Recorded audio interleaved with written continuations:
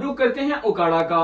उकाड़ा वफाकी वजीर ज़राअत चंद नाम नेहाद किसान तंजीमों के रहनुमाओं ने वजीर आजम से मुलाकात की, जिसमें किसान के मसाइल बताने के बजाय अपनी नौकरियां पक्की करते हुए हुकूमती तर्जुमान की वजीर आजम को गलत अदादोशुमार पर मुश्तमिल रिपोर्ट पेश की गई।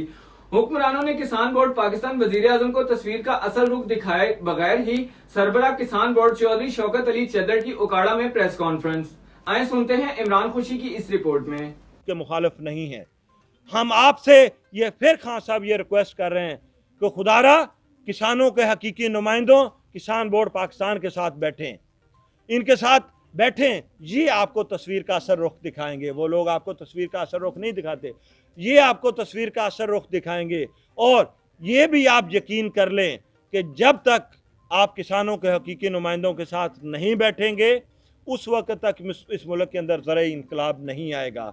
और ये भी एक हकीकत है कि जब तक इस मुल्क की ज़राअत तरक्की नहीं करेगी ये मुल्क कभी तरक्की नहीं कर सकता। हमारी तमाम की तमाम इंडस्ट्री एग्रो बेस्ड इंडस्ट्री है, हमारी तमाम की तमाम इंडस्ट्री का दारोमदार ज़राअत पे है। मेरा किसान जो इस मुल्क की आबादी का 14 करोड़ बनता है, मेरे किसान को तो इतना खुशहाल होना चाहिए, उसके घर में इतना पैसा होना चाहिए कि इस शहरों के अंदर हर दुकान पे मेरा किसान खरीदारी के लिए मौजूद हो। मेरे किसान को तो ये करेंगे, आपकी असम्बलियों का घेराव करेंगे और फिर आपकी हुकूमत को हम नहीं चलने देंगे। अभी तक हम आपके साथ हैं, हमें आपसे अच्छी उम्मीदें हैं, लेकिन आप भी होश के नाखन लें।